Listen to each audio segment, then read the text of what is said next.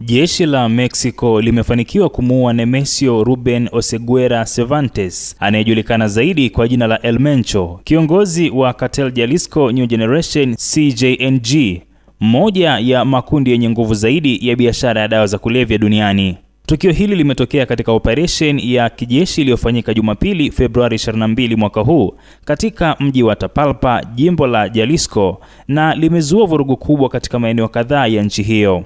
Kulingana na taarifa rasmi za Wizara ya Ulinzi ya Kitaifa ya Mexico, El Mencho alijeruhiwa vibaya wakati wa mapambano na askari wa jeshi maalum na alifariki dunia akiwa safarini kwa ndege kuelekea Mexico City ili apate matibabu. Katika operesheni hiyo, washirika wanne wa CJNG waliuawa mahali hapo, wengine wawili walikufa wakati wa kusafirishwa na wawili wengine walikamatwa.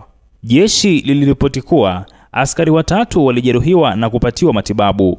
El Mencho, ambaye alikuwa na umri wa miaka 59, alikuwa mmoja wa wafanyabiashara wakubwa wa dawa za kulevya waliotafutwa zaidi na Marekani na Mexico.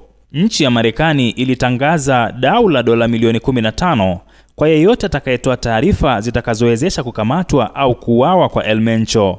Cartel Jalisco New Generation, ambayo El Mencho alianzisha mwaka 2007 pamoja na wafanyabiashara wenzake, inachukuliwa na shirika la kupambana na madawa ya kulevya la Marekani FBI kuwa shirika lenye nguvu zaidi la kupeleka dawa za kulevya kama cocaine, heroin, methamphetamine na fentanyl kwenda Marekani. Mtu huyu ambaye maisha yake ya nyuma alikuwa askari polisi na mkulima wa maparachichi, alifanikiwa kuishi maisha ya kujificha kwa miaka mingi, na picha zake zinazojulikana zilitoka miaka mingi iliyopita. Familia yake imekuwa ikikabiliwa na majanga mbalimbali, kwani mwanawe wa kumzaa El Menchito pamoja na binti yake wapo gerezani huko nchini Marekani.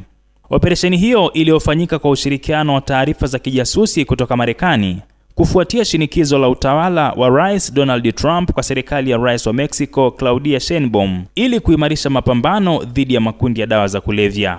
Ikulu ya Marekani imeeleza kuwa hii ni hatua kubwa kwa Mexico, Marekani, Amerika ya Kusini na dunia nzima. Baada ya kifo chake, vurugu zimezuka katika majimbo kadhaa nchini Mexico, ikiwa ni pamoja na Jalisco, Colima, Michoacan, Nayarit, Guanajuato na Tamaulipas. Wafuasi wa Cartel Jalisco New Generation wamezuia barabara kuu za miji mbalimbali na kushambulia maeneo tofauti ya umma.